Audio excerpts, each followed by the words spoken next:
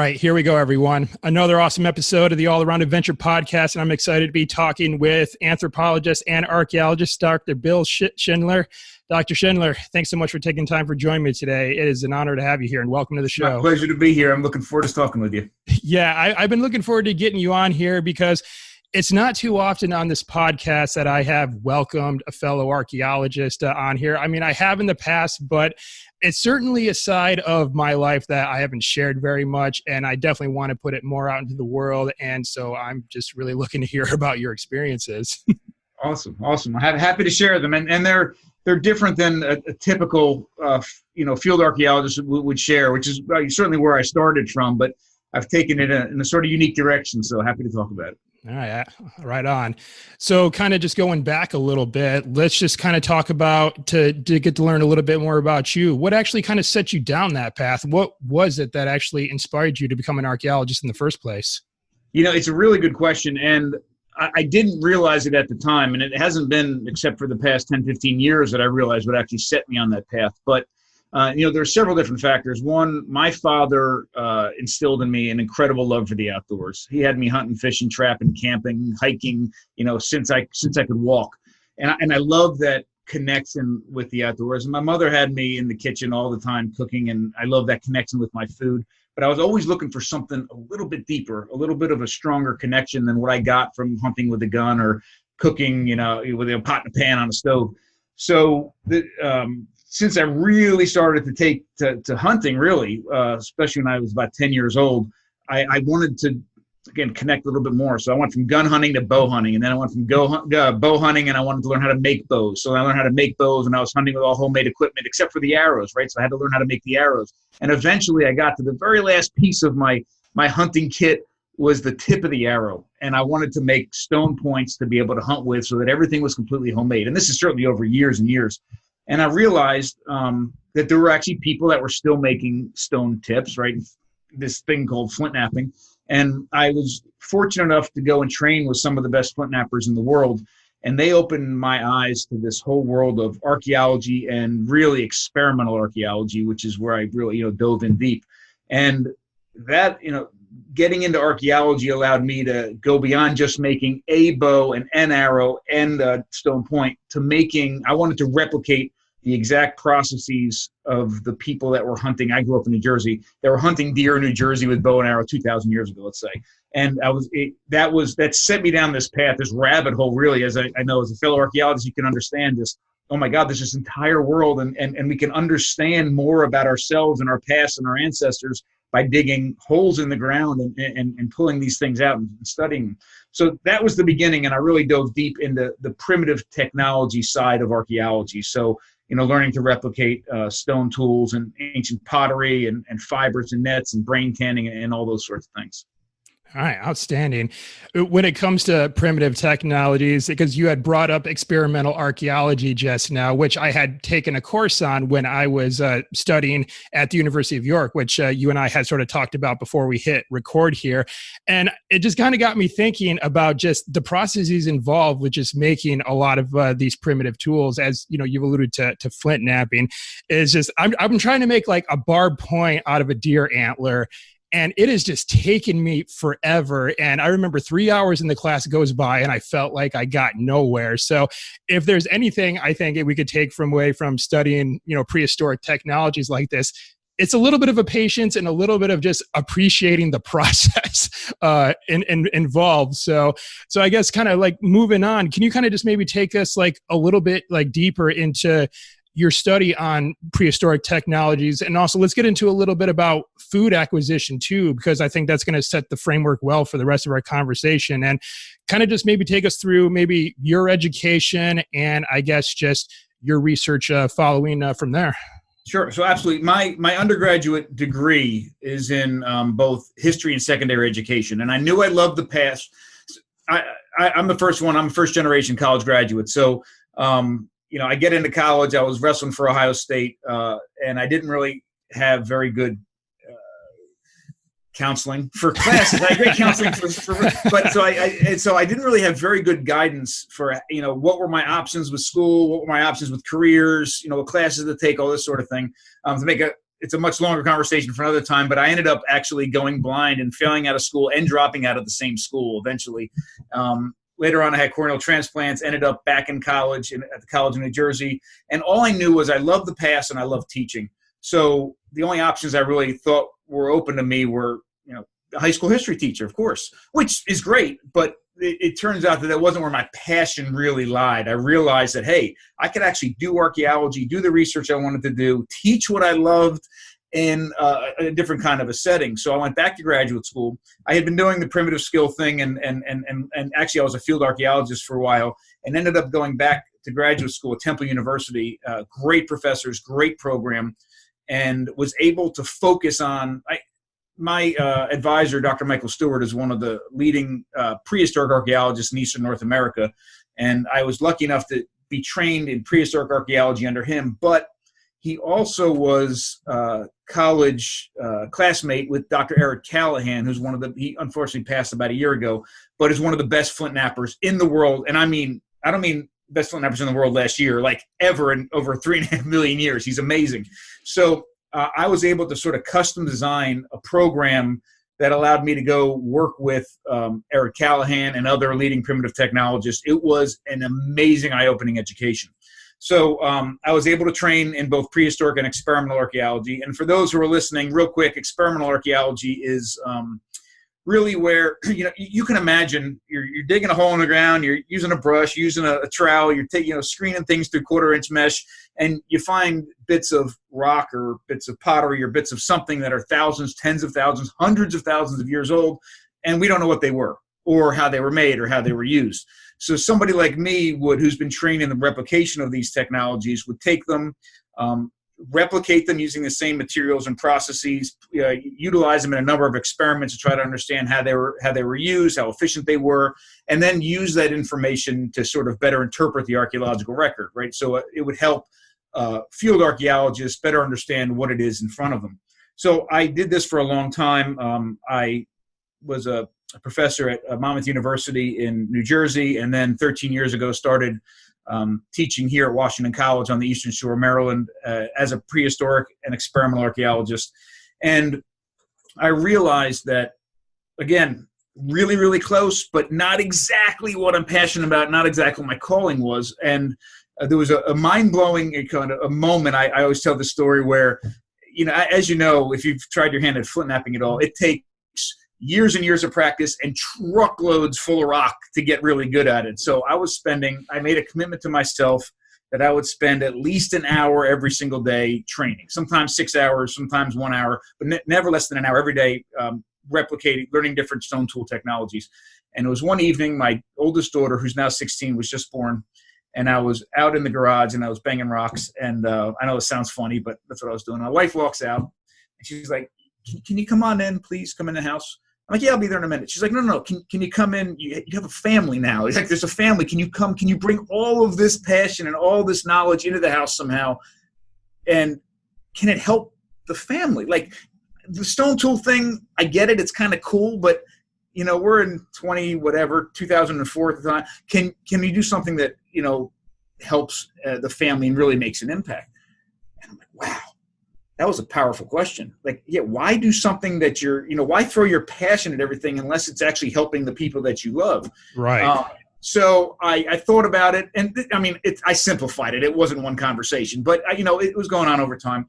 And it was one day in the shower, I was really, really thinking about it, and I was wondering, what ties all the things that I'm interested in together, and how can I do that in a way that can really make an impact, at least for my family, if not for a larger part of the community. Always been passionate about food. In fact, one of the years I dropped out of school, I applied to culinary school and almost did that instead. Always loved cooking and diet and health and all this. So what I realized in that moment in the shower, and it's really set my career path exactly on what it's been for the past, almost 2 decades now, is that almost every single prehistoric technology, and I mean from 3.5 million years ago up until several hundred years ago, almost every single prehistoric technology has something to do with food. And you think about that. Well, okay, that makes sense, right? If you think about it, getting food, processing food, storing food, sharing food, redistributing food, whatever. Almost every single prehistoric technology has something to do with that. So if that's true, which I believe it is, there's several really powerful, things that come out of that. One is that our diet has changed significantly over millions of years. And as a result of those changes, we've changed biologically, and essentially our changing diet in many levels created us biologically as humans 300,000 years ago. So there's a significant role in our diet that helped create us, right? The second thing is that the impetus for those dietary changes to create more nourishing foods and more nutrient-dense foods and safe foods required technology. So those technologies played an incredible role. And unless we understand what that role is, we're never going to figure out what an ideal human diet is. We're never going to understand how we should be moving forward to cure and address all these issues of human diet and health, which is one of the biggest issues plaguing us today. So I said, you know what? The role of technology in food, our ancestral diets, food, diet, health, sustainability, ethics, all of it are all wrapped up together. And that's where I'm putting all my effort and energy. And that's really what I've been doing exclusively for the past 16 years or so. All right. Well, because, you see like a lot of trends in like diet trends in this day and age. And I know one of them that we probably see quite often is, the paleo diet, where they talk about trying to replicate what, someone way back in the Paleolithic times would have been eating. Now would pretty much, I don't know how much you've looked into all these different diet trends, but like with some of the stuff that is suggested in such things, has that fall pretty well in line with kind of what you've been able to discover in your research, or might there be like subtle differences as far as because at some point in time when I imagine humans weren't eating animals at first, way back when, until eventually they developed the tools in order to do so, in order to hunt animals. So I guess I'm trying to think of how I want to articulate this question. So I guess what kind of can we observe from what we know about technologies like hundreds of thousands of years ago to, I guess, the diets now? I'm not sure if I'm articulating that too well. I understand what you're asking. So the first part of that question, how does the things like paleo diet or carnivore diet or those sorts of ancestral approaches to diets intersect with what I'm doing? There's a lot of overlap, a ton. And most of those dietary trends see some of them, I believe, I'm in support of many of them at many levels and most of what they stand for. The thing, though, that we have to be very careful about when we sort of, it's kind of weird. Like, we have the opportunity, and nobody thinks about this, but we're in a strange place in the history of humans. For the first time ever, we can actually decide what diet we're going to follow. I mean, it's the strangest thing ever. And we have that opportunity, and we're still sicker than we've ever been because of the way that we eat. But one of the dangers that we fall into with choosing a diet is that almost every single diet out there, not like the grapefruit diet or the whatever diet, but like real solid diets. And I mean things from carnivore to paleo and keto, all the way to vegan and vegetarian to Weight Watchers and South Beach. Almost every one of them, people see results by following because they're all better than what we're doing right now as a population. And one of the dangers is you pick one of those, you see some results, and you're like, this is the best diet ever. And it's probably not, right? I mean, it's better than what you've been doing, but then you follow it really hard, and then you realize you're deficient in something here, or it's just too mentally draining to stay on it here, or you're sacrificing too much over here, or it's too expensive or time consuming, and you don't stick with it. So, but you do see results with some of them, but I do caution people to really look at what it is you're doing and why it makes sense. So I think one of the largest takeaway messages from what's different about the work that I'm doing, what I'm advocating in comparison to all those other diets, is almost every single diet and discussion around diet and health have to do with what you're eating. It's like, well, of course, like, what should I eat? Doctor, nutritionist, whatever. What should I eat? Oh, this is what I should eat. Thank you. If you're on a carnivore diet, it's what do I eat? If it's on Weight Watchers, it's what do we eat? And you know what? One of the things that I've realized, and it's a powerful takeaway message from this work, is it's the wrong question. Like, there's no other animal on the planet that asks what they should eat. And they all do a very good job at figuring it out. We humans and our pets or our domesticated animals are the sickest species on the planet because of what they eat. And that's what we keep asking. What do we eat? And we try to over-science it and figure it out. I'm convinced that we are equipped biologically through millions and millions of years of evolution. We are equipped, every one of us, with everything that we need, just like every other animal on the planet, with to make that decision for ourselves. That's why eating is such.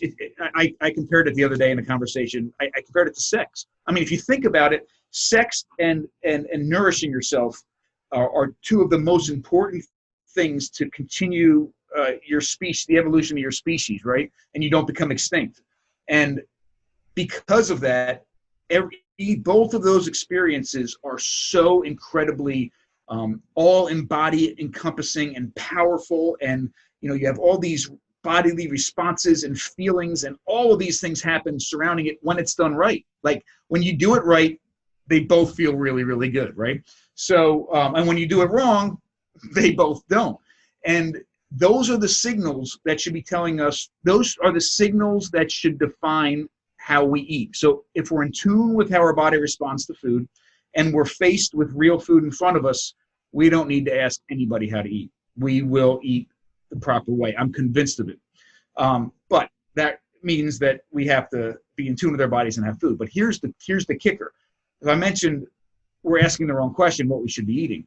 The right question is, how should we be eating? Because, and this goes directly to the other point that you made, we as humans are an incredibly weak species. We're one of the weakest species on the planet, and we have one of the most inefficient digestive tracts on the planet. And it's really hard for me to articulate it. I have to find a really good way, a simple way to do this. But we went from 3.5 million years ago to 3.5 foot tall, Australopithecines with little tiny brains the size of my fist with very low nutritional requirements, to full-grown humans, huge brains that suck up and require all sorts of nutrition to run and to fuel, all sorts of calories and fat and nutrition to run these bodies. We've built these bodies on the backs of digestive tracts that aren't equipped to safely and efficiently derive nutrition from almost everything that we eat. What we've done, and the power of the technology, is we can now, because we make stone tools and make fire and make nets and bows and arrows and sous vides and ovens and blenders and everything else, we are now able to overcome our physical limitations, get food from the environment that we have absolutely no business eating, and transform it into its safest and most nourishing form possible for our bodies. And it's not a new thing. It's a several million year trend that we've been doing this. So there is the role of technology in food processing. And when I say food processing, I don't mean making Twinkies. I mean taking food and transforming it into its safest, most nourishing form. We can't escape that. We've actually domesticated ourselves. We can no longer, I did a reality TV show for National Geographic called The Great Human Race. And it was it wasn't a survival show, but it was part of the survival TV genre. And, one of the things I think is really important for us all to understand, because when that show came out, Naked and Afraid was a big show that was out as well. It still is. Right. It was really big then. And I kind of actually liked Naked and Afraid for different reasons than most people did. But the reason that I liked it is because we as humans can't go into the world. We can't survive without technology. Like, forget the heaters and the a roof over our head and those sorts of things. Just think about, we cannot, with our hands and our teeth and these inefficient digestive tracts, feed ourselves without first making a tool to help us do it. Mm-hmm. We would, every one of us, I don't care if you're Bear Grylls, I don't care if you're the best forager or hunter in the world, we can't fuel these bodies and these brains without technology. So Naked and Afraid, the first thing they do, they either are doing nothing and laying under a tree and getting bit by ants, or they're making a tool that they have to use in order to survive. And I love that message. So the reason I say this is because there's a huge, when we talk about food and diet and health, we ask questions like, and I get these questions all the time. Okay, so Dr. Schindler, should I eat bread? Like, is bread part of a healthy diet? Or what about dairy? Like, there's this big controversy around dairy, and there's a whole bunch of people that are lactose intolerant. Is that a healthy part of a human diet? Should we, and first of all, those are flawed arguments from the beginning, questions from the beginning, because when somebody says to me bread, one end of the spectrum is Wonder Bread, and another is a long fermented, wild fermented sourdough loaf of bread. They are two completely different foods, and our bodies deal with them in completely different ways. So Wonder Bread, bread that's cooked like that has no business in a healthy human diet, should never touch our lips. I could make an argument that that most people can safely derive nutrition from a real loaf of sourdough bread. Same thing with dairy. If it's raw fermented dairy on one side, like a raw kefir or a raw real cheese or something like that, a real yogurt, which most people have never had, or on this side it's ultra pasteurized chocolate skim milk, two completely different foods. But we ask the question, should we eat dairy? And it isn't about the dairy as much as it is, what did we do to that dairy before it went into our mouths? That's the important question to ask. So basically, if I can, best I can to kind of summarize what you just been describing here. So basically, it sounds like the shorter distance that we are from to when we consume it to where it's sourced in nature is usually going to be the healthiest versus, when you're talking about like Wonder Bread, for example, that it goes through like a hell of a process before it actually gets into the package, onto the shelves of the grocery store, ultimately to buy it, and then to come back and make PB&J with it or whatever it is we're going to do. So would that be accurate that the closest we can get to nature, the better, the healthier, and the overall more beneficial that food's going to be for us?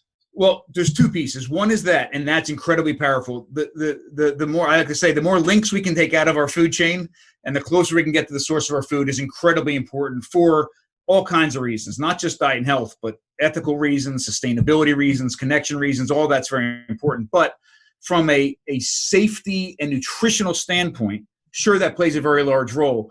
But what's just as important, if not more important, is what happens between the getting that raw material, whatever it is, animal, grain, milk, whatever, and when it goes into our mouths. Because almost all other animals are biologically equipped to process and digest food inside of their bodies to make it safe and make it nourishing for them.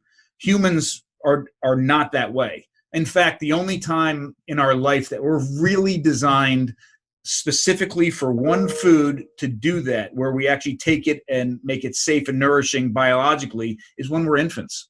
And we can talk about this if you want to talk later on about dairy, but the way that we as infants take raw milk from our mothers and process it inside of our bodies is something that we eventually lose as we grow older, because we don't process the same enzymes and all. So we're actually left with, we have essentially digestive tracts that are designed. Now, the vegans are going to love this for just in a minute, but they have to hang on and hear the whole story. We are designed, our digestive tracts are literally 3.5 million years old. We are designed to eat a very limited amount of wild fruits and vegetables, a very limited amount, and bugs. And that's it. Like, that's, except for when we're infants, we're designed to eat, consume dairy because we're mammals. But that's all that our digestive tracts are designed for. But hold on, because the kicker is, as we develop technologies, stone tools to first butcher animals scavenge animals on the savannah 3.5 million years ago, or 2 million years ago when we developed fire and developed hunting technology to take animals down at will, and eventually nets and fermentation and all these other incredibly powerful technologies, we've introduced into our diets foods that our digestive tracts are not designed to deal with on their own, but our bodies were literally built on. So we can't separate those two. So here's a good example.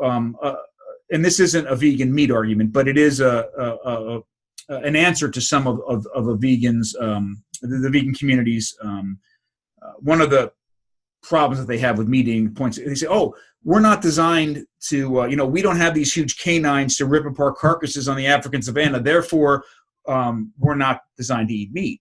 That's the most ridiculous thing I ever heard of, because once we struck our first flake off, razor sharp stone flake off of a core of a rock, and it happened 3.4 million years ago, we don't need canines. Like, we haven't needed canines for 3.5 million years because we've made a tool that is just as durable and even sharper than a canine to process that meat before we've done it.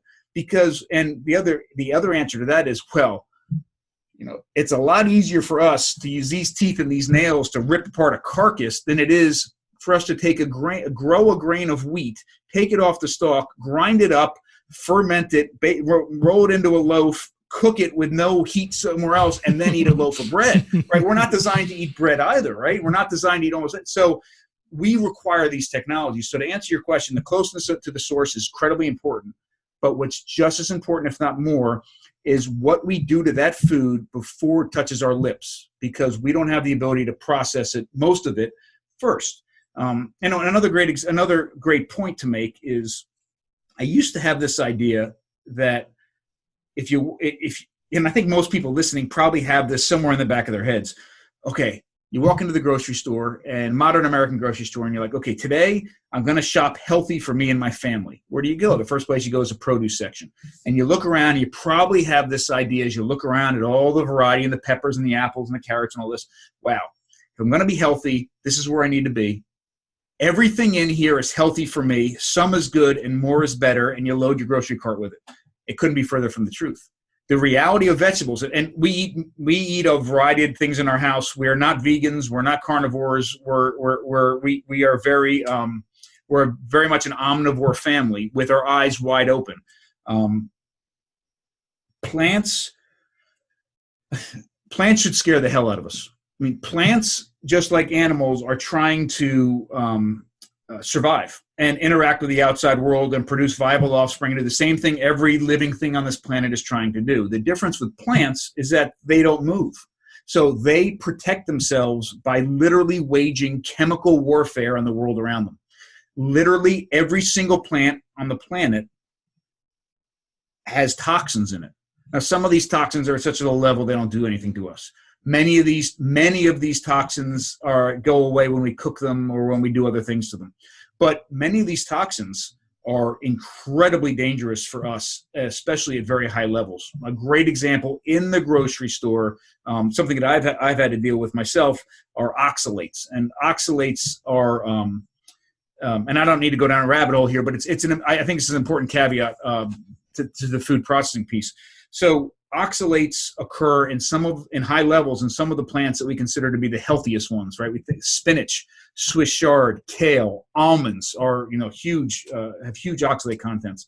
And under a microscope, these oxalates look like little tiny shards of glass. And when you eat them, your body realizes how dangerous they are, and they kind of grab them and sequester them and deposit them in different parts of your body, usually in joints. And it is responsible for a ton of arthritis, joint pain, in humans around the world, especially as you grow older and these accumulate. Quite often gout is misdiagnosed and is not gout, and it's actually oxalate poisoning. Tons of issues can happen as a result of it. And there's a lot of reasons it's the case, but it's a great example of, hey, yeah, we can get really good nutrition from a lot of these plants, but we should never not think about what we're eating. We should do it in ways that make sense. So one way to get rid of or to not have problems in our diets is to detoxify foods the way our ancestors or indigenous or traditional communities around the world detoxify them. That's a huge part of my research. But another way that's very, very easy is just to replicate the way people ate in the past. Like, there's nothing wrong with spinach. In fact, you can get some nutrition from spinach. And if we were to eat spinach during the time of the year when it actually grows and not eat it the rest of the year, we'd never have a problem probably. But we think, for some reason, we've listened to a cartoon about what nutrition is, and we listen to Popeye, and everybody for some reason since the 60s or whatever thinks spinach is a good idea. But then it's just super healthy food because of a cartoon. But we think spinach is incredibly healthy. So again, some is good, more is better is the mindset. And not only are people eating spinach all year long now because we've extended the growing season or shipping things all over the world, but there are some people that are actually eating spinach shakes or kale shakes literally every single day, 365 days a year. And you know what? Those people are getting really, really sick. So one easy way to address issue of plant toxicity is to just eat seasonally. Like, to simply just eat seasonally would help a ton. And the other thing is to start to become aware of the toxins that these plants actually have, and to implement traditional approaches to these foods to make them as safe as nourishing as possible. And you know what the really cool thing is? Whether it's an animal or a plant or all of it, because like I mentioned earlier, eating is such a visceral and emotional and sensational experience. When we do it right, it should feel amazing, right? So, and I know this is how disconnected we are from our food, and what healthy, nourishing food is. And this is going to sound strange, but then when you really think about it, it's going to sound strange that this isn't the way we think about it. Every single time you get up from a table after you finished eating, you should feel better than when you sat down at that table, right? So a nourishing diet is not one where, first of all, this is going to blow people's minds, but you don't have to go hungry to lose weight. You just have to eat the right diet. And you can lose weight while being completely satiated at every meal. You should get up from that meal feeling awesome. I feel better than when I sat down. That's what eating is actually really about. And at the same time, you shouldn't get up from that table and like have to open your belt loop 3 times because you've gorged yourself. Right? You should feel good. Food should nourish you, and our inherent evolutionary responses to a nourishing meal are pleasure and satiation and contentment, right? That's what it's all about. So cooking, not only selecting the right food, but more importantly, preparing that food the right way produces those responses, those immediate sort of satiation, contentment responses, but over a longer term, you're just healthier and in shape anyhow. Right. And, there's certain foods out there that certainly seem pleasurable in the moment as you're sitting down. Like, I would certainly enjoy just sitting down and eating a pizza, but the moment I stand up, as you've mentioned, there's a wave of lethargy. I just feel like I just want to go lay down. I have almost no ambition to go doing anything else. But, if I have, like, let's say, wild bison or something like that in a salad, then I get up and I just kind of carry on. And, I feel like I break it down a lot better, convert it into energy almost right away. And there's a heck of a difference. So I know exactly what you're talking about. 2 completely different things. Yeah, absolutely. All right. Well, I'm sure we'll circle back to this discussion on food and diet later on. But what I kind of want to ask you about now is, I know that your research as an archaeologist and really diving into prehistoric technologies and food acquisition have taken you to some pretty amazing places around the world. So can you kind of talk to us a little bit about, some of the places that you have been to, and maybe even some of the diets that you've also observed from, people that you've interacted with? Absolutely. And I think, let me sort of front load this with, when I started to become an archaeologist, like that turned out to be, it was obvious that was my career path. My wife came to me and said, okay, so where are we going to get to go? And I'm like, and again, I didn't know what my options were. So I was like, well, I'm going to be a prehistoric archaeologist in the Delaware Valley. And she's like, well, what does that really mean? I'm like, well, we're going to get to go to New Jersey and Pennsylvania and Maryland, right in Delaware. It's like, oh. But it turns out that because of this direction that I've taken it, we literally have been, the entire family has been all over the world, living and working with indigenous and traditional communities, and just the most amazing people ever. So I like to say I'm inspired by the past and informed by the past and inspired by the future. So the idea is that I realize there is so much to learn from the archaeological record in our dietary past, and also filling in those gaps by living and working with indigenous and traditional communities around the world, with the intent of, sort of that inspired by the future pieces. We have real issues facing us today, and we're going to have even more tomorrow. Human diet and health, sustainability, human environmental relationships, all those sorts of things. Right. So I look to the past for these things, and certain. So the archaeology piece of it has taken me obviously to the cradle of civilization, and a lot of work in Africa, especially in Kenya. I've been doing some work on an amazing site called Lewa Downs, which is the largest hand axe site in the world. I mean, so the hand axe begins around 2 million years ago, lasts for about, almost the entirety Homo erectus was on the planet, which is a very long time. And this particular site has, you're literally on the African savanna, and you're standing in a pile of hand axes, and they just stretched like a parking lot as far as you can see. I've never seen anything like it. Oh, wow. So I've been doing some work there, and I've done a lot of experimental work around the world. But what I've realized is that there's a ton you can learn from the past, and a ton you can learn from replicating what we think we know about the past and informing ourselves that way. But what's awesome as well, and probably even more informative on some levels, is to learn from the people that are still carrying on to a lot of these traditional ways of eating, and more importantly, traditional ways of preparing food before it's eaten. So probably the most amazing year my family and I spent was I was on sabbatical in Ireland, and we were based out of Ireland, but we were in, I think, 13 different countries that year, living and working with all these families. And we were, for example, we were in northern Kenya with the Samburu warriors, who have diets very much like the Maasai. And what they do, it's a very ancient practice, and it's amazing. And I like to use this as an example because it has a lot of implications for diet and health today, even in a modern world.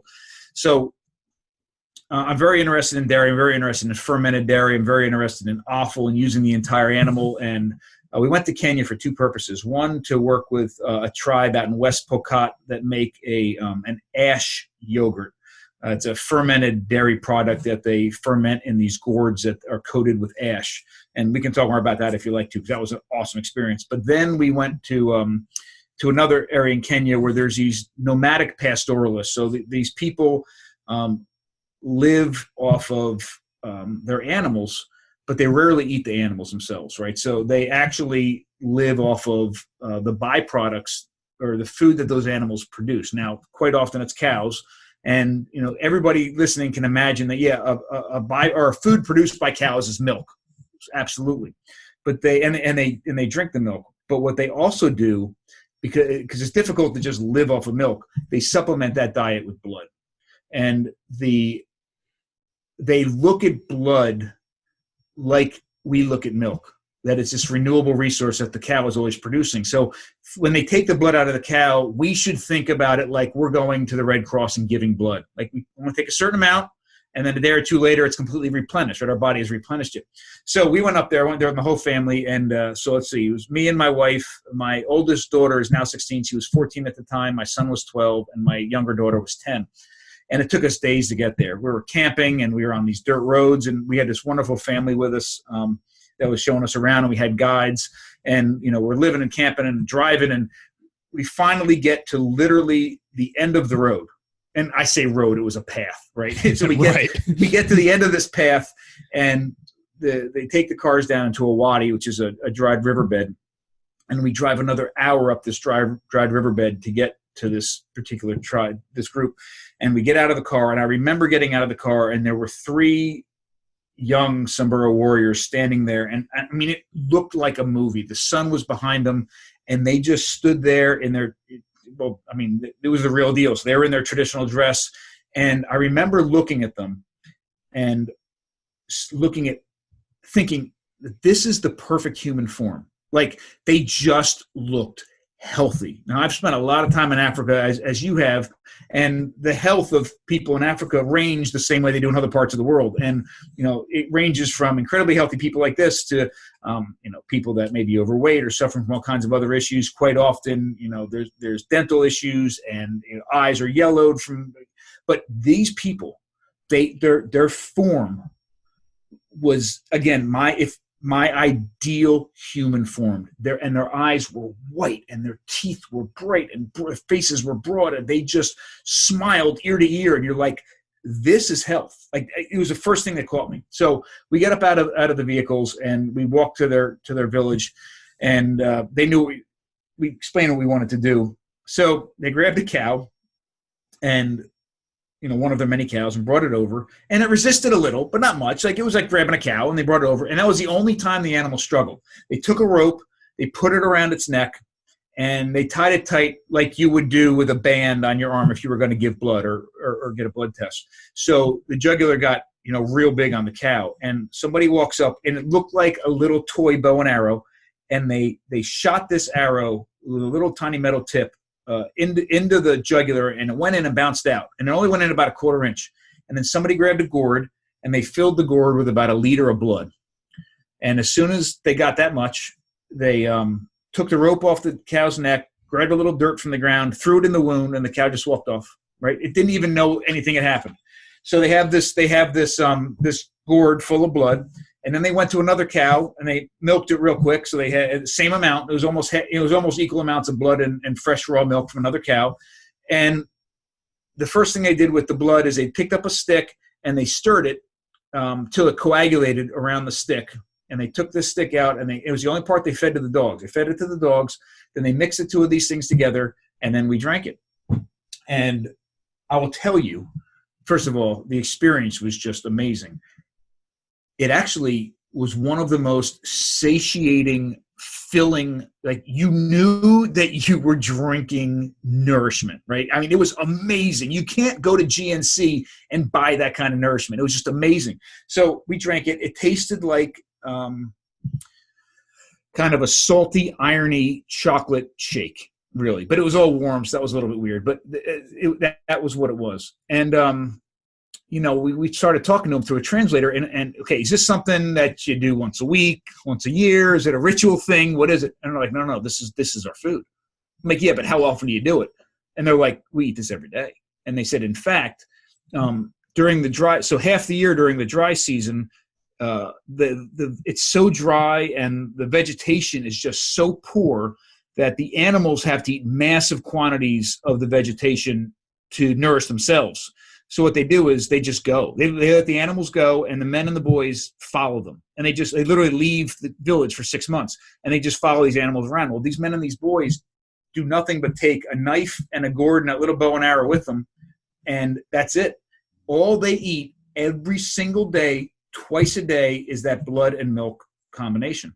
And back in the village, the women drink it all the time. If you're pregnant or lactating or sick, you get extra doses of it. And they hardly eat any vegetables whatsoever. And kind of the takeaway for me was, wow, I lived in New Jersey most of my life. I lived in Ohio for a couple of years, but for the most part, I've lived in New Jersey and Maryland. In both those states, raw milk is incredibly illegal. Like, my kids have been on nothing but breast milk and raw milk their whole lives, and I've had to drive to Pennsylvania like every week or every 2 weeks to get the milk. Oh, wow. Oh, it's been horrible. I mean, nourishing, but a lot of time in the car. So the food, I mean, think about this. The food that was the staple of the diets of the healthiest people I've ever met. And I have lived and worked with a lot of different indigenous groups around the world. The basics for the diet for what I consider the healthiest population I've ever been around is made up of two ingredients. One of those ingredients is illegal for me to get, and the other one is almost impossible for me to get, the blood part. And we're sitting here having these, high intellectual conversations about feeding the world and human diet and health and saving all these things. Now, I'm not saying that everybody needs to drink blood and milk to be healthy. But what I'm saying is the conversations that we're having are nowhere near where they need to be in order to really address the issue properly. And I mean, again, that was just one mind-blowing experience. And it was a powerful one. It really, really was. I thought my crazy food stories that I've had from my time in West Africa were pretty up there, but I'd have to say that blood is something I never have heard of before. Because let's see, I think that when someone would ask me what's the craziest thing I've ever eaten, the couple things that come to mind right away was when I was in the Gambia for Peace Corps. One of the students at the school that I was working at, he caught this giant bush rat, flushed it out of its hole, and they cooked it up and they brought me the front leg, and so I ate that. And then during Tabaski, we had slaughtered a ram that they had, my host family. And I ended up having the ram's testicles. And so I thought that was crazy. But then now hearing your story where blood is basically, every meal day in and day out. And I guess, you might have already touched on this a little bit, but what kind of nutrients are really found in blood like this within cows? Because it sounds like, you're describing the health of these people, that it must be very versatile in terms of nutritional value. So what kind of nutrients would one get from drinking blood like that? It's a good question. I don't know the exact nutritional breakdown of blood, but I do know that blood itself isn't enough to nourish them, and milk itself isn't enough to nourish them. But the two together do it, are somehow ideal. The what's also crazy is the Maasai, who are very closely related to the Samburu as well. And the Maasai exist in, they have a very similar lifestyle. They exist in Kenya. They exist in Tanzania and elsewhere. Very similar. But I talked to somebody who grew up in one of the villages as a kid, and he said, you know, some people grow up to roosters crowing on a farm. Some people grow up. They wake up to that. Some people wake up to an alarm clock. He woke up to the sound of water hitting a metal pan. And when the cows start to pee in the morning, the women would run out with metal pans and collect the urine. And quite often that blood milk drink would be blood milk and urine together. And again, I know it sounds crazy, but I'm telling you, if any of those people saw us eating a McDonald's, they'd probably be even more disgusted than we are having this conversation. For a lot of different reasons. Right. Absolutely.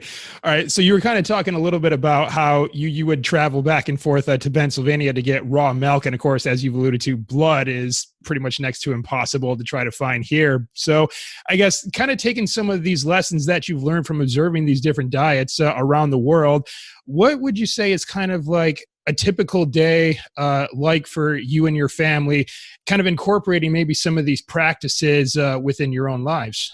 Sure. So we as a family, we pretty much, and this isn't necessarily on purpose, it's just the way we do it. And it mimics what the manner in which a lot of indigenous and traditional communities around the world eat. We do practice some level of intermittent fasting. In other words, we usually stop eating fairly early at night. We usually don't eat anything after 8 o'clock, and we usually don't start eating until after about noon the next day. So we have this period of time where we're not eating anything. And again, for those of you, for those people listening who are doing this, you easily understand the benefits. For those who haven't done it, it's mind-blowing. Most of the people I've ever spent time with, I know it's sort of a fad thing in diets right now, but most of the people I've ever spent time with do exactly that, right? They get up in the morning and go do whatever they're doing. If they're farmers, they farm. If they're hunters, they go hunt. If they're gatherers, they go gather. And they work really hard for the first few hours. They come back, they usually around midday, and eat a little bit of whatever was left over from the night before, and then go back out to do whatever it is. They go back to hunting or foraging or farming or whatever. And then somebody, usually a mother or sister, somebody is back at the village preparing the evening's meal. And the largest meal of the day isn't breakfast. It's that evening meal that you eat when you come in from working, or whatever form that takes. And then you sit around the fire, or sit around the hearth, or sit around whatever, have a conversation. And then, because many of these places have no electricity, you go to bed fairly early and wake up and do that the next day. Right. That's just the same thing as I just described that we're mimicking here. And, you know, I ate a lot of carbohydrates as a kid, and I ate late at night as a kid. And I remember waking up in the morning like starving and couldn't wait to eat breakfast. Like my stomach hurt. I was so hungry. But I do not feel the need to put something into my mouth until 12, 1, 2 o'clock in the day, which helps you get a lot done anyhow. So that's one thing that we do. The most important thing that we do, so we're very connected with our food. The majority of the meat that we eat is hunted. The rest of the meat, we have this sort of hierarchy of meat that's allowed into our house. And I say meat, but I really mean animal, because we do eat very nose to tail. But the ideal animal-based foods that come into this house have been hunted and butchered and cooked by somebody in my house. The next step is that the animals that we're bringing in the animals have been raised by somebody that we know, and we've done the butchering ourselves. And then, the next level is they've been raised and butchered by somebody that we know, and we brought it into the house. Very rarely do we bring meat into this house that don't meet one of those criteria. But what's really important is in this vegan carnivore debate that seems to be raging right now, which is a ridiculous debate because people on both sides, if they really sat down, I believe, care about the same things, really. They care about nutrition, they care about sustainability, they care about the ethical treatment of animals, and I think we could get a lot further if we work together. But the conversation always focuses on meat, and it shouldn't. We as a species haven't been eating meat for the past 2 million years. When we started hunting, we've been eating the entire animal. And it's something that most people don't practice today, right? It isn't, the meat eaters amongst us think we're replicating what happened in the past when we go to the store and buy, a T-bone or a sirloin that we take home and forget about the rest of the animal. That is the most unnatural thing possible. Nobody in the past killed the whole animal, cut the T-bone steak out, ate it, and then went on to another animal.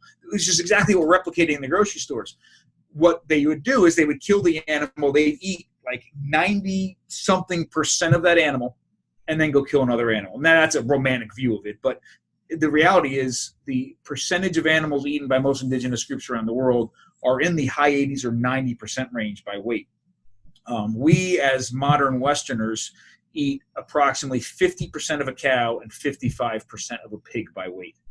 It's ridiculous. I mean, we're literally throwing away half the animal. And if that's not enough, if you look at the caloric and nutritional makeup of the food we're throwing away, it comprises more than half of that animal. So not only are we throwing away half of it by weight, but we're throwing away more than half of the nutrition that animal can provide. And to me, that doesn't sit well from a nutritional level, a sustainability level, or an ethical level.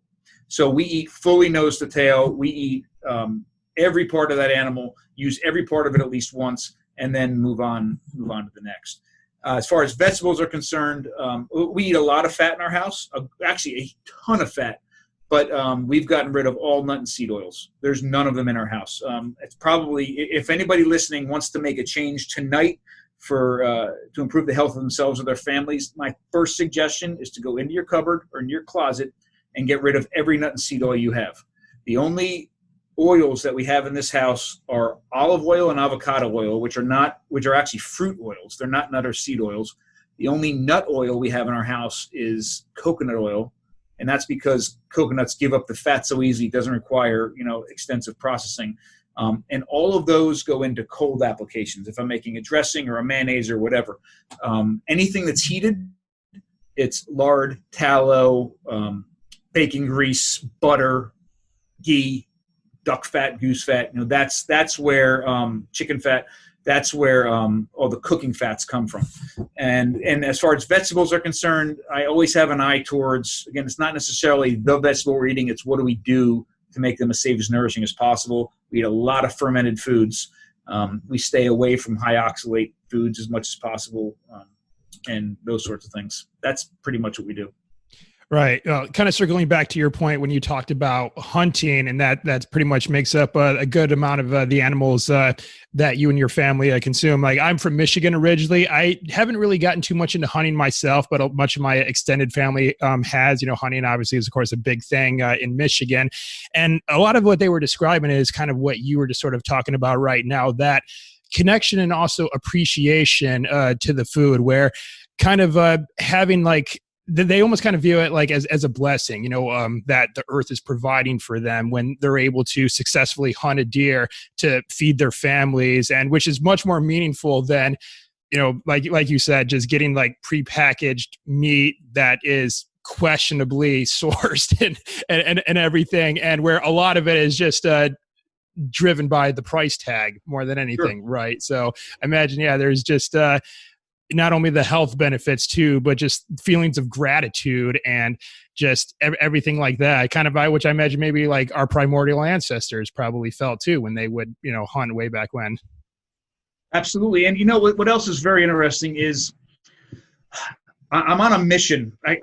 I'm on a mission. It's going to sound strange, but bear with me for a minute. I'm on a mission to put a face back on our plates, right? This idea, we've fooled ourselves into thinking there's a convenience to not having to think about our food, and especially when it comes to animals, not having to think about something died for us to eat. I don't want to think about that. I don't want to think about skin or hair or eyeballs. I want to just have my steak and take it out of a package, and don't tell me about that. I just want to eat my food. Leave me alone. Well, you know what? That attitude is exactly why we're in the place that we're in right now.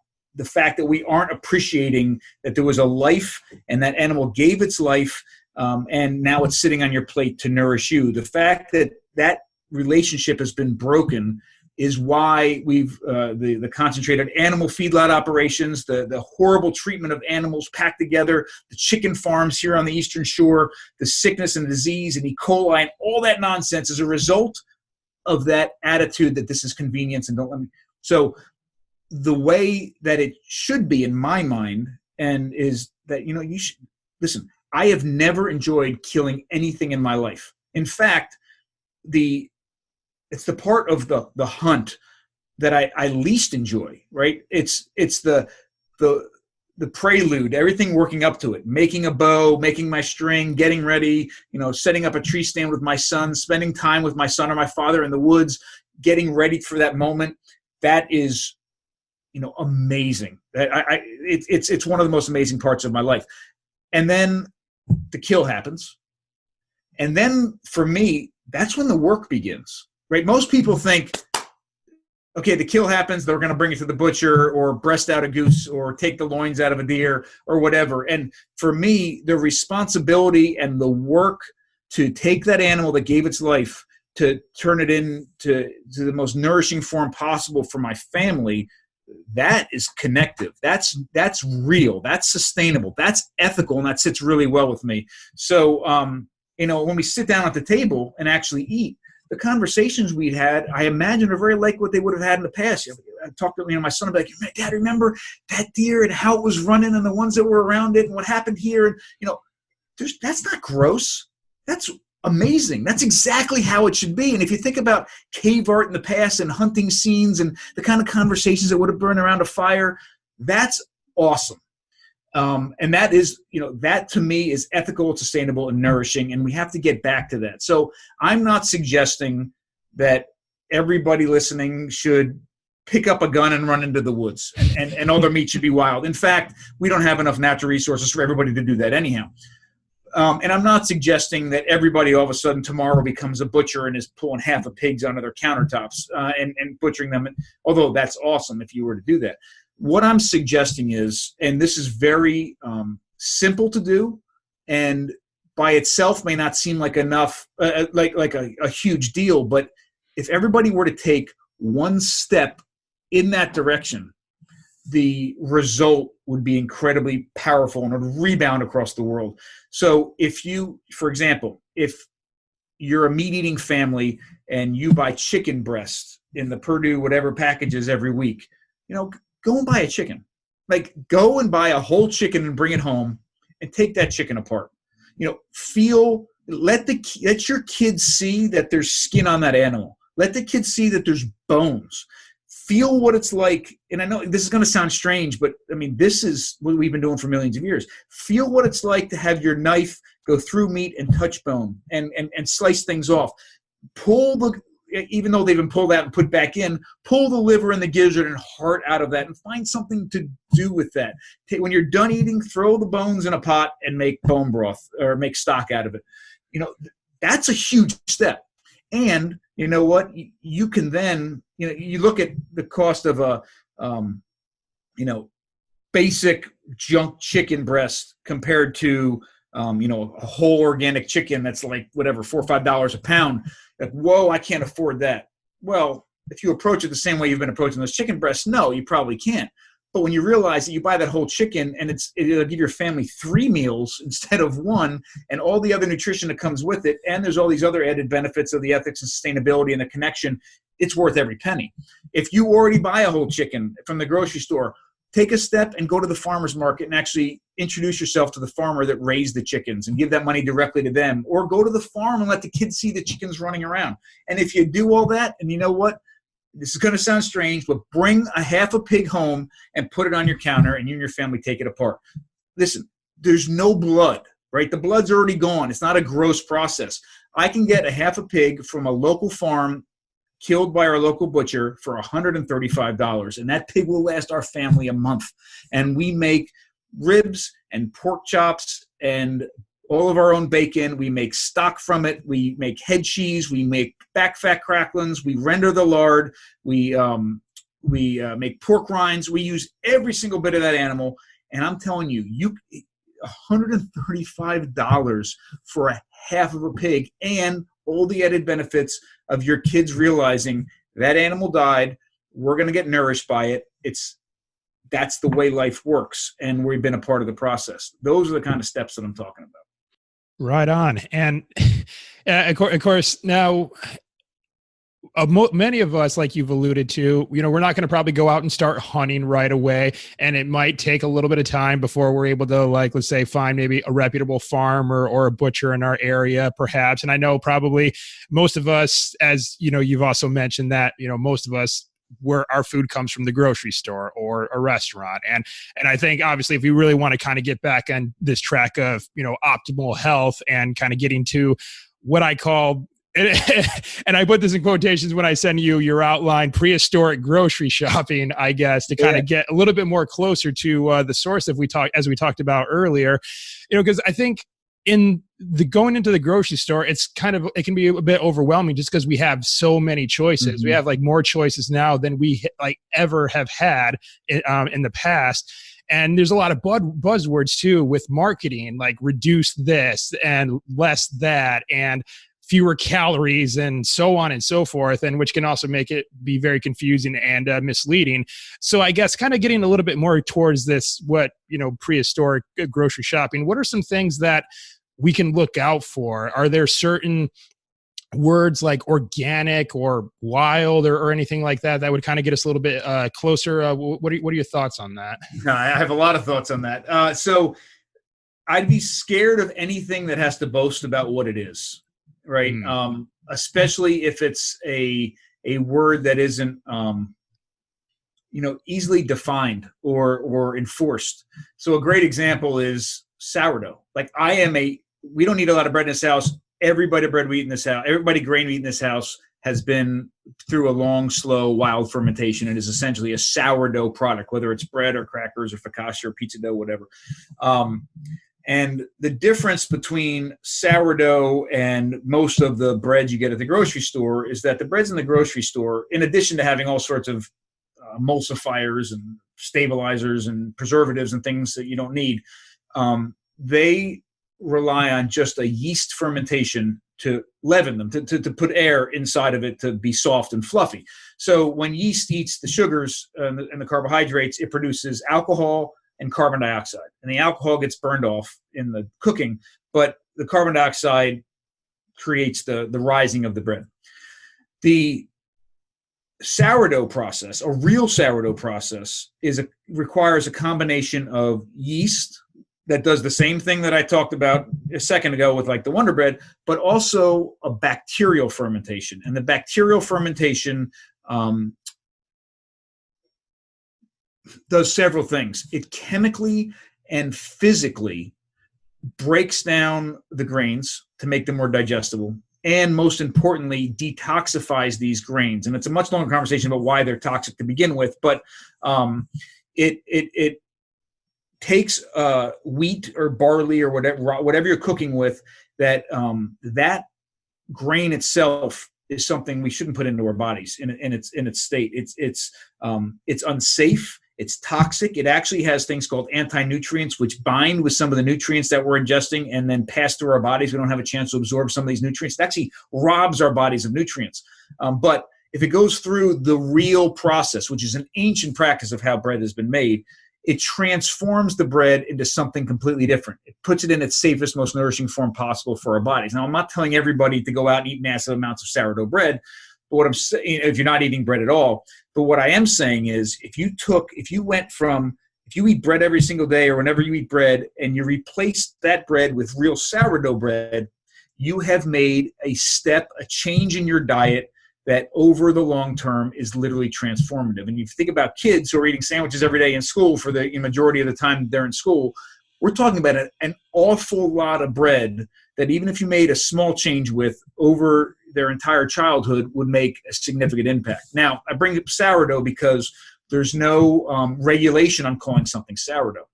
So you could go to like the best part of a traditional, American grocery store and go into like, you'd never find sourdough where you find the regular like loaf bread, but you go over by the, kind of by the deli, and they have sort of the artisanal bread section, right? Right. And you say, some of these things say sourdough. Well, most of them aren't.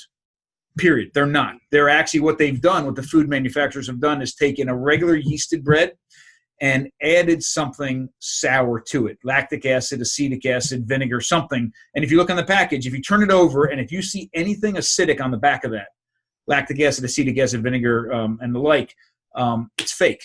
It's actually no better than the bread on the other side of the grocery store. So, a label like sourdough is meaningless. And the only way to ensure that you're getting real sourdough is you go to a baker, a real bakery that and ask them how they're making their bread, or you make it yourself, which is incredibly easy to do in your own home. So the more that was just about a labeling thing, but the reality is the most powerful way to shop, to learn how to shop in a grocery store, the most powerful way to take control of your own diet is to cook entirely from scratch. Now, I'm not suggesting that, I know many people listening are incredibly busy and they may be listening to this podcast on their way to work. And I'm like, what are you talking about? I can't make everything from scratch. I don't have time. I'm not suggesting everybody makes everything from scratch. In this house, we make literally almost every single thing that goes into our mouth is put together by somebody in this house. Really, we try not to have any two ingredients put together by anybody but us. I'm not suggesting that, although that is a wonderful way to live if it's something that is possible. What I'm suggesting is you take the foods that you eat every single day or several times a week or all year long, the foods that if you made a change with over the long haul, they'd make the difference, right? Changing Thanksgiving or Christmas dinner is going to do nothing for your overall health. That's a one day of the year. But you take the things you eat every day, and you know what? Make it from scratch one time. I mean, even if you screw it up and it's ugly and inedible and nobody in your house will eat it, you have learned more by cooking that entirely from scratch than you would ever learn from listening to somebody talk, reading from a book, watching it on a documentary. You become an incredibly informed consumer. And then from that point forward, you walk into the grocery stores as a different person, right? You now can, all the marketing we talked about and the wild and the organic and the sourdough and all these things, you don't have to rely on these labels anymore. You can turn over that loaf of bread and realize that's not sourdough. Or you turn over that block of cheese and you're like, that's not cheese. And it shouldn't be in my body. And even if you've only made it once and you've turned that corner and you've now changed your buying habits, you then are doing two things. You're nourishing your family with the most nourishing food possible in your situation, and you're taking your hard-earned money, your paycheck, and supporting the people in the food industry that are actually doing it right. And both of those things can make incredibly meaningful change.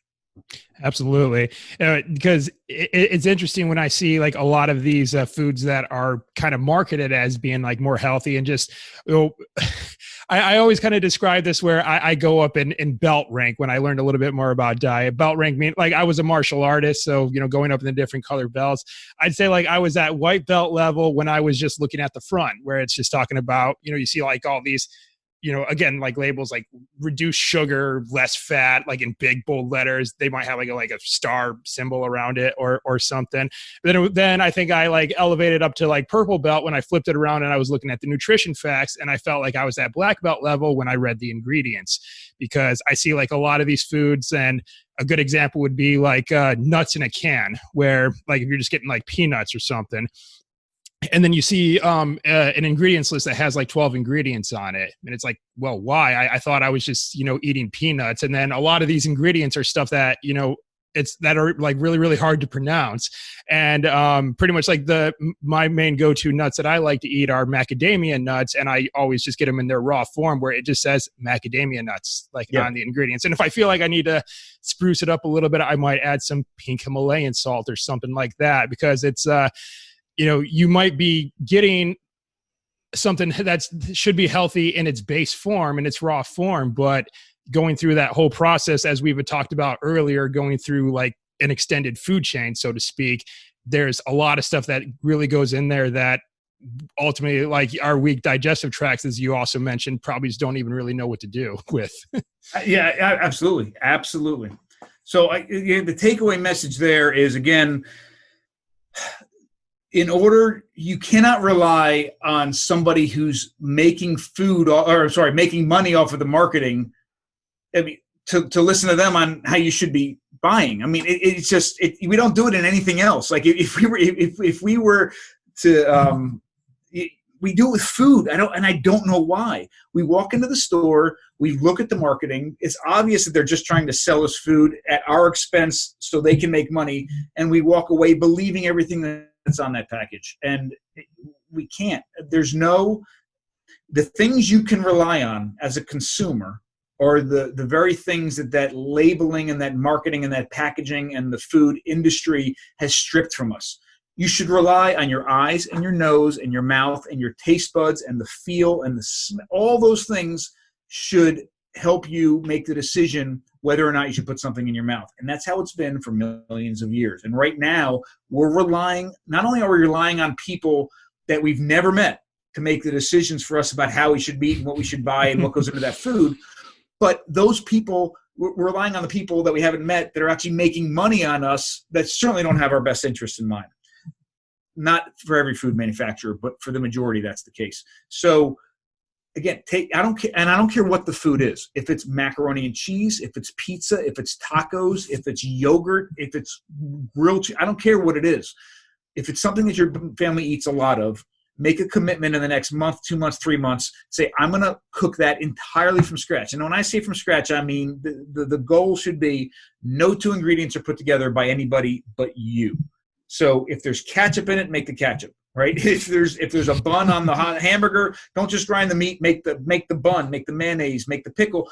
Just make one plate of food entirely from scratch. First off, it's probably the first time in your life that you and your family have eaten something that's been made entirely from scratch in one place. But again, don't be scared, because even if you screw it up, the next time you buy a hamburger, buy the macaroni and cheese, buy the pizza, buy the whatever it is, you will know more about that than you ever have in your whole life. All right, right on. All right, well, we are kind of starting to bump up against time here, so I kind of want to ask you a couple of questions to start wrapping up. Throughout your research and your development as an archaeologist, and also your travels around the world, of course, you talked a bit about just this different perspective that you were getting from some of these people that you were interacting with in these very remote areas, especially within the terms of diet and nutrition. But how would you say that your travels and your adventures, how would you say that they've kind of like benefited you, like as a person, or as I sometimes say, level up your character? Like, what were some of your biggest life lessons and takeaways that you've kind of been able to incorporate into your own life from your adventures? That's a really good question. I'd say, and one of the things that is really important to sort of front load this with is that most of my travels, not when I was doing the work with National Geographic, but almost all the other travels I've had, I've been fortunate enough, and it's been intentional, that my entire family was with me. It was intentional for several reasons. One is because I just wanted them to experience the things that I was experiencing, which is part of it. But the other part, as an anthropologist, is that I have my head down this rabbit hole of all this, and I come at all this from a certain perspective and can translate what I see, what I experience to my audience, whether it be through writing or teaching or through podcasts, in a certain way. But I also wanted to experience it through the eyes of a 16-year-old girl, a 14-year-old boy, a 12-year-old girl, a 42-year-old woman. Like I wanted to, it enhanced my understanding of what was happening and how it could be interpreted by people back here in America by having everybody there. And it's been amazing. But the return for us has been, we have, going to visit a culture or a group or, and spend an hour to watch, it's rewarding. But to go and live with them and break bread with them and clean up and share and go to sleep and wake up in the morning and go do chores, all of those things has been so incredible. And the big takeaway message there was, I don't care who they were, what they believed in, what they wore, how they ate, how they lived. everybody we've spent time with have been incredible human beings. I mean, just incredible human beings, and have been so open to sharing knowledge. I mean, we have been with people that were so poor that I can't even describe how poor they were, and were more generous to us than anybody we've ever known. And in fact, it's and you probably experienced the same thing. The less some people have, the more they're willing to give. Absolutely. It's been, especially in a world right now where it's been so divisive and crazy and full of, well, lots of things, to continuously be reinvigorated and excited about humans and humanity around the world has been awesome. And, food has been the catalyst for it. It's been the catalyst to get us there. And it's been what's opened the door for us to get into these communities and meet these people. It's by far, because there's nothing more human to me than sharing food. It's what makes us different than any other animal on the planet, how we actually share food with one another. So that's been the catalyst or the key to get into these communities and into these homes. But what we've experienced there has been so enriching. It's wonderful. Yeah, absolutely. And I certainly can relate, as you were describing, just how food and many places around the world kind of serve as, a meeting point, for people to gather around, to talk and to converse. And when I was living in the Gambia, pretty much food was often served in a big bowl that everyone would have a spot like around the bowl. You just all squat down, get to the ground, because it was just flopped right there on the ground. You would either use your hands or a spoon. A lot of times I would opt for the spoon because I could seldomly get my hands fully clean out there. And then also even in some developed countries out in the world, they do this too. Like when I traveled to Japan, a lot of like restaurants that I would go to, I was there for a study abroad, and with some of my classmates, is pretty much almost all the food that was on the menu were just kind of like small portion things that were shareables. And each of us would contribute.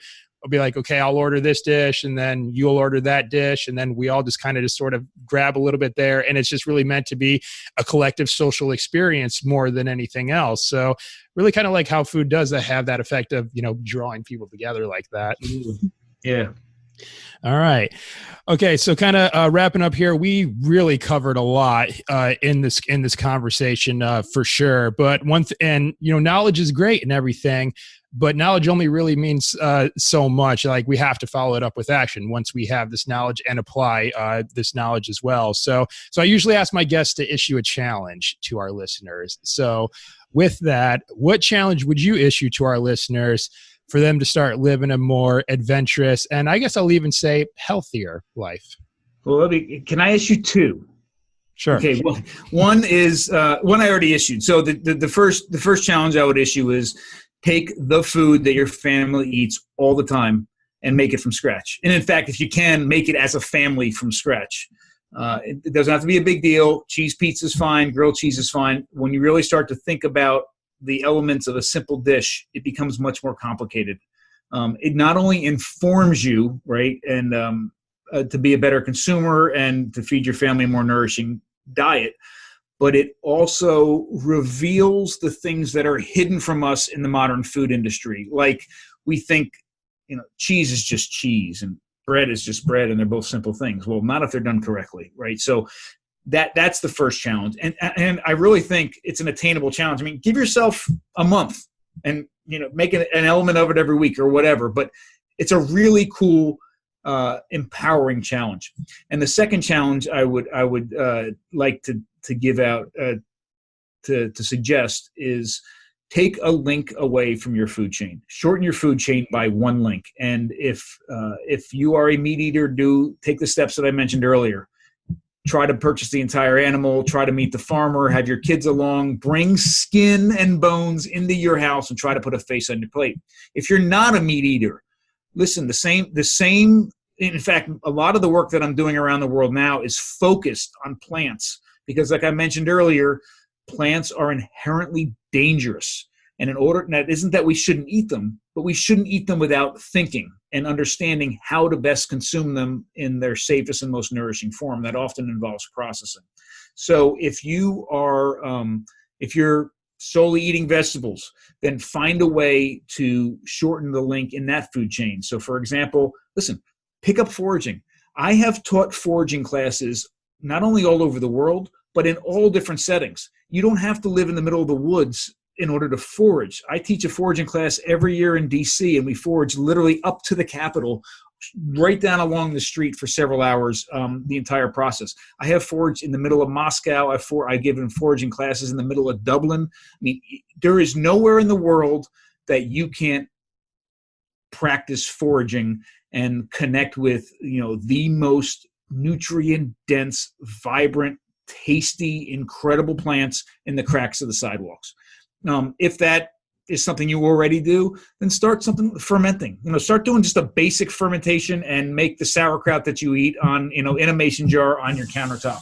All of those things may sound like little steps or maybe even a little weird, but I'm telling you are incredibly empowering and are better than just picking up a book and reading it and thinking that, you understand, all there is to know about diet or health after that. Right. Okay. So very good. Now, what I have for you next are my final 3 questions. These are 3 questions that all my guests get asked at the end of the show. I like to think that they're fun questions, but maybe that might be, subjective. And we're going to do this kind of rapid fire. And, okay. And the first of those 3 questions is, what is your favorite place that you've been to so far? Mongolia, hands down. Okay. Favorite place in the world. Right on. And the next question, what is one thing on your bucket list that you have yet to do? I need to go to New Guinea, the highlands of New Guinea. Okay. All right. And I'm sure probably to, interact with the locals, I'd imagine. Absolutely. There's a stone tool technology that is only, 3.5 million years of creating stone tools. A lot of the same thing has been, recreated over and over again, but there's a particular type of technology that only appears twice, once in Scandinavia, which is long lost and gone at this point. It's called the Trifacial Technology, and it is also still in existence and produced in the Highlands of New Guinea. And I want to be there and see it done in person. All right. Very cool. And the last question, and this is a 2-parter. What is your favorite animal, and have you seen this animal in the wild? I saw those questions before, and I looked at them brief, and I forgot this one was on there. My favorite animal. Oh my gosh. That's so hard. It's so hard. You know what? I like wildebeests. I really love wildebeest. I love the way they look. I love the way they move. I love the way they migrate. And yes, I had an opportunity to see them. Okay, I think that's a first to come up on the podcast. We've gotten pretty broad across the animal kingdom, but I'd have to say wildebeest. That's a first for sure. Good, I'm glad. All right. Okay, so before we close out here, though, Dr. Schindler, again, we've covered a lot today, but I still kind of think we're maybe even just getting to the tip.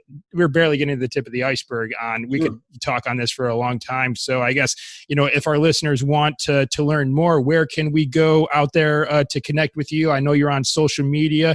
You got some on-demand courses that you're going to be offering here pretty soon. So where can our listeners reach out and connect with you?